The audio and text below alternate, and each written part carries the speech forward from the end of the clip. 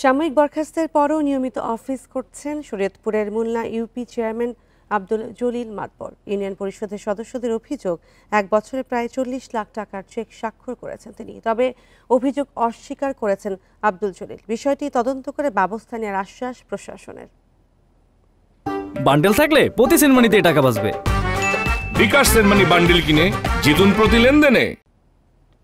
Check জালিয়াতির মামলায় 2024 সালের 19 মে শরীয়তপুরের মুলনা ইউনিয়ন পরিষদের চেয়ারম্যান আব্দুল জলিল মাতব্বরকে 2 মাসের কারাদণ্ড দেয় আদালত।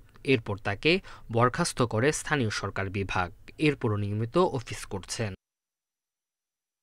অভিযোগ উঠেছে, টিআর কাবিখা সহ বিভিন্ন তহবিলের 40 লাখ টাকার চেকে স্বাক্ষর করেন তিনি। মশা মারার ফগার মেশিনের 1 লাখ টাকা সহ বিভিন্ন খাতে অর্থ আত্মসাতের অভিযোগ তার বিরুদ্ধে। অফিসের কাগজ দেখি আমরা সাইন করেন, কিন্তু ডিউ আমার নামে হয়, আপনি কি কাগজ ঠিক করছেন? আমরা কাগজে ঝামেলা আছে, চেয়ারম্যান সাহেবের কাগজগুলো ঠিক করে।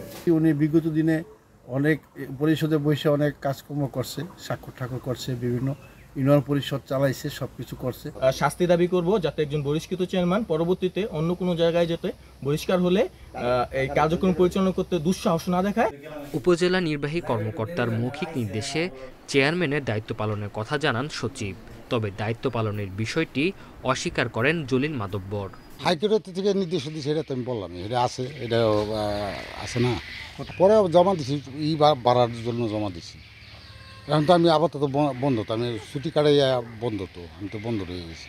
চেয়ারম্যানকে মৌখিক অনুমতি দেওয়ার কথা অস্বীকার করেন ইউএনও। অভিযোগের বিষয়টি তদন্ত করে ব্যবস্থা নেওয়ার আশ্বাস জেলা প্রশাসকের। যে ইউনিয়ন পরিষদের কথা বললেন, সেই ইউনিয়ন পরিষদ থেকে আমরা তথ্য সংগ্রহ করি, উপজেলা নির্বাহী অফিসারের কাছ থেকে তথ্য সংগ্রহ করি। যদি এরকম কোনো ঘটনা ঘটে থাকে যে বরখাস্ত অবস্থায় সে অফিস পরিচালনা করেছেন এবং আর্থিক লেনদেন করেছেন, তাহলে আইন বিধি অনুসারে যে ব্যবস্থা গ্রহণ করা দরকার আমরা অতি দ্রুত সেই ব্যবস্থা করি।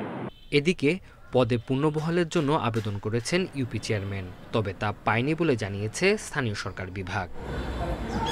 Independent news.